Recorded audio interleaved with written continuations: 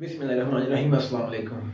As you know that we are discussing the syntax of English language and we have discussed the idiomatic syntax, the phrasal verb syntax, and in this video I am telling you that very interesting information about the syntax of passivization in English language. This video is very interesting for you. If you want to know more about language and linguistics, please subscribe the channel and press the bell icon for more updates. If we want to move toward our topic, the passivization, first of all, we should know that what is the passivization and what are the characteristics of passivization, what are the properties of passivization, how we can identify the structure of passivization, and are the requirements of the passivization in English language.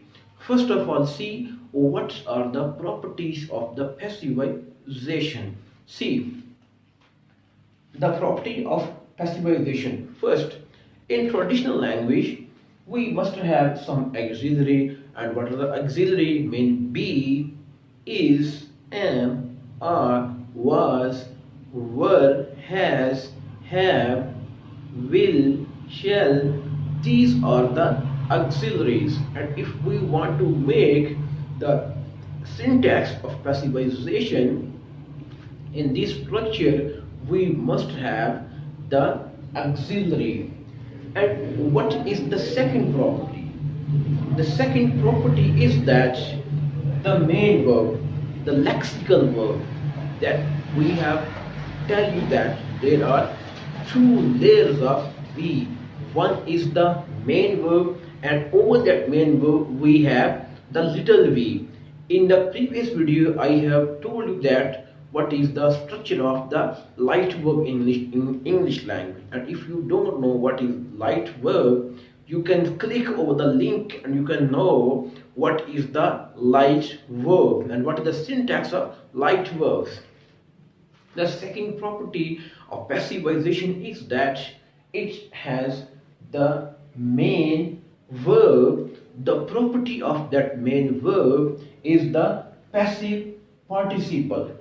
The main verb that we are using in the sentence, that main verb will be the passive participle, not the lexical verb.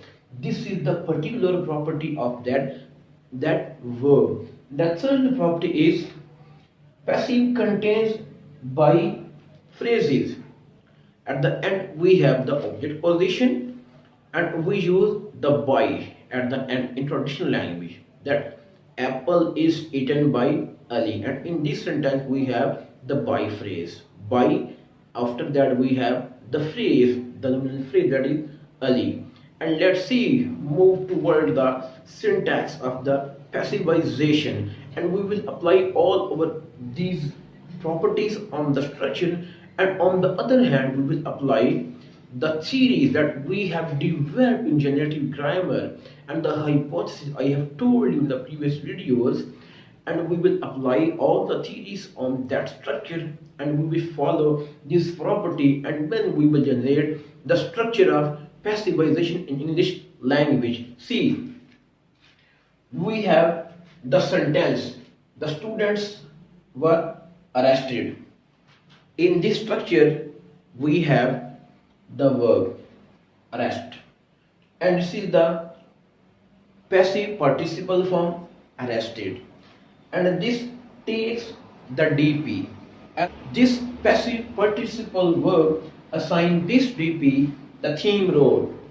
This is the potential of this V, that this assign the DP the only theme role, and our structure will be arrested the students, arrested the student. And here we have just like the unaccusative verb, and unaccusative verb don't have any specified position, and we have claimed that we must have at least one auxiliary if we want to draw the passivization in English language, and we have the compulsory auxiliary, and at this position we must have the base, the B. This is the auxiliary, and it projects the three levels, and the head position, intermediate and maximal position. This is the auxiliary level and it's the passive verb. We have deal with these properties within the sentence construction of passivization. And over the auxiliary we have the inflectional phrase, and this auxiliary is selected by the inflection, that is the past inflection. This does not assign any case. Here we have one DP, that is caseless.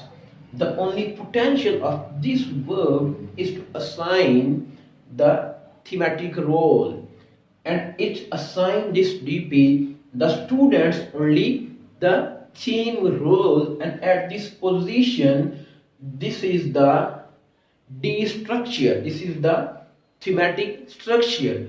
What is the problem? At this level we have the one DP, that is the caseless DP. The students has not been assigned the case at this position because we don't have any property, we don't have any head that can assign the students the case.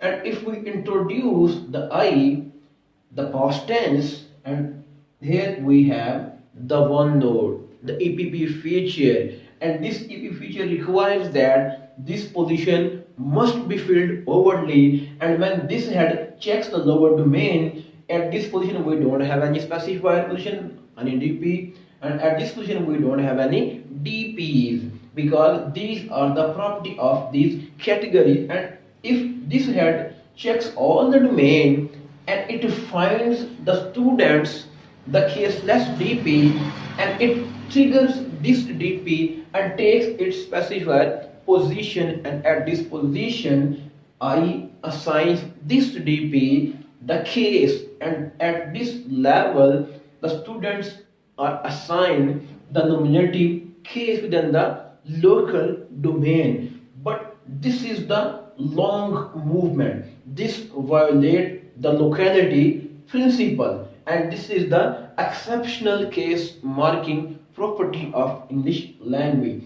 And in this way we can generate the passive structure of English language. And if you want to insert the by phrase, the students were arrested by the police, and we can insert the bar node and the by phrase, and you can account for the by phrase at this level, because at this level we can generate any bar level, and we have the B, this is the neutral, and over there auxiliary we have the past tense, the inflection properties, and this is the weak head, this is the strong head, and this attaches to this, and in this way it will become the verb, and our sentence structure will be the students were arrested. This is the passive structure in English language.